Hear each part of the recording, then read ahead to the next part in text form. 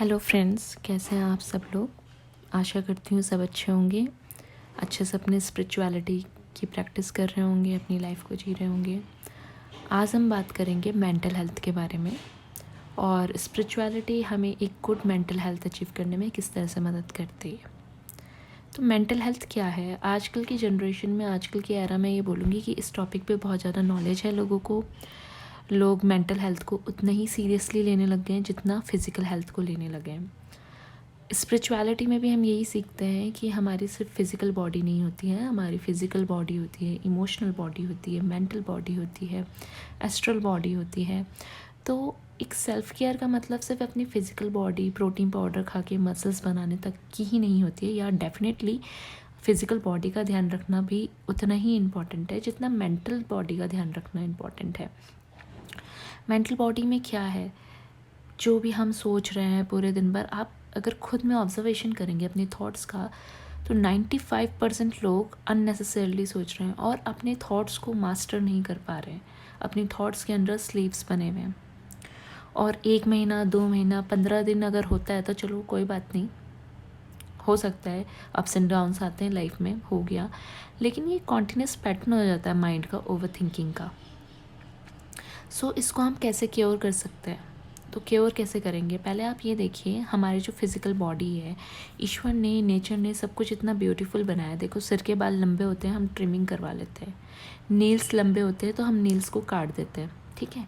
Skin rough होती है, scrubbing करो या व्हाट्सएवर, हमारी स्किन की पीलिंग होती है, स्किन चेंज होती रहती है ना। कुछ भी खा रहे हो, नो मैटर, आपने कल 5 स्टार का भी खाया, आप दूसरे दिन फ्रेश होंगे ही होंगे। अगर नहीं फ्रेश होंगे तो अंदर क्या करेगा? क्लटर कर देगा।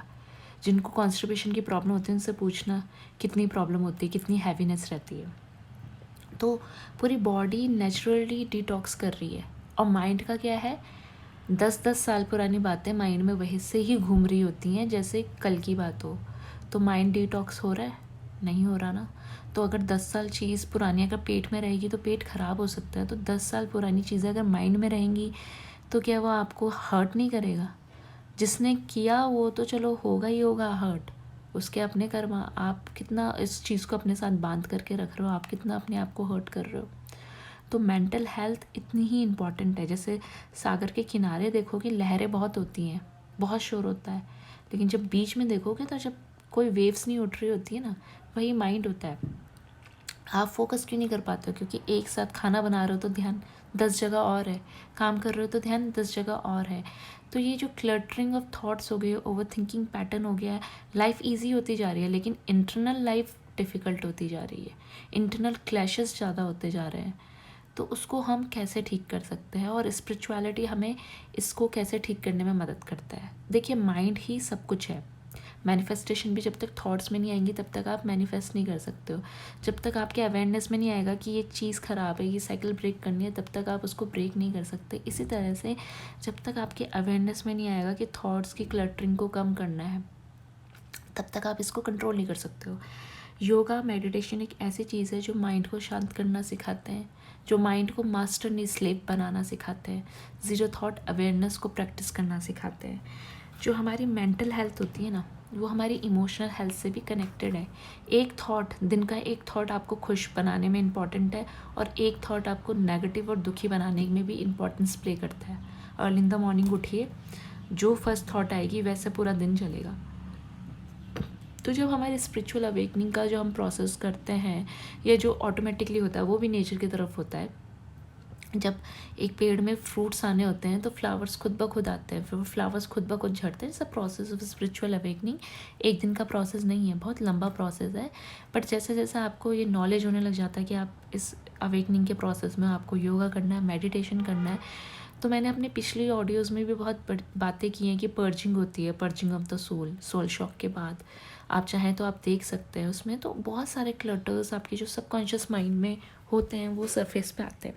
तो सरफेस में आने का मतलब ये नहीं होता कि वो आपको डराना चाहते हैं, क्योंकि हम लोग as a human body form में और मेटलिस्टिक वर्ल्ड में इतना ज़्यादा इन्वॉल्व है कि हम अपनी इमोशनल बॉडी से अवेयर नहीं है। जब तक सरफेस में नहीं आएगा कूड़ा, तब तक आप उस कूड़े को साफ़ नहीं कर सकते। जैसे एक स्पिरिचुअलिटी हमें सिखाती है, जैसे नाली बहुत गंदी पड़ी हुई है तो उसमें हम क्या करते हैं? गर्म पानी डालते हैं, सीख का झाड़ू लगाते हैं और फिर नाली को साफ़ करते हैं, तो नाली क्या होती है, एकदम से साफ़ हो जाती है। वो जो गंदगी है वो और ज़्यादा गंदी होके आती है। फिर पानी डालते हैं, फिर सीख का झाड़ू लगाते हैं, तो धीरे धीरे धीरे वो नाली एकदम साफ़ हो जाती है और उसमें जो पानी होता है वो एकदम क्लीन हो जाता है। इसी तरह से स्पिरिचुअलिटी में भी इनिशियली आपकी मेंटल हेल्थ डिस्टर्ब होती है। जितना भी सबकॉन्शियस माइंड में जितने भी ट्रॉमास हैं जो आप पहले प्रोसेस नहीं कर पाए, वो सरफेस पे आते हैं उसी नाली की तरह। उसी को आप पर्जिंग कहते हैं। बहुत सारे माइंड मेडिटेशन तक तो आप उस टाइम तक पहुँचते नहीं है, ड्रीम्स के मीडियम से आपको बहुत सारे पर्जिंग होती है।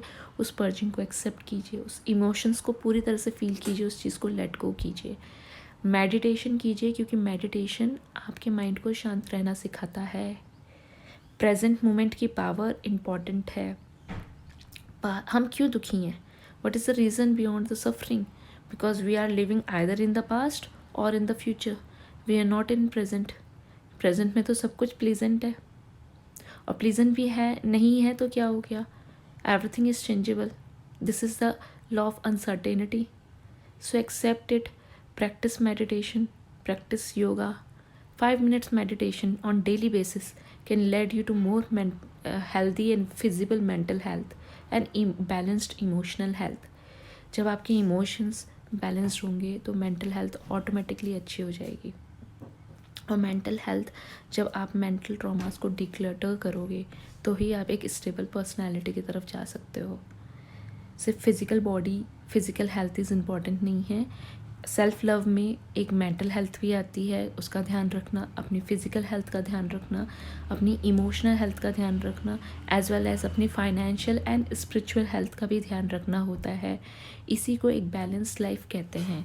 इम्बैलेंस तब आ जाता है जब आप एक ही चीज़ में बहुत ज़्यादा पड़ गए हो। सो आई होप आपको मेरी ऑडियो पसंद आई हो। Please help and subscribe. Thank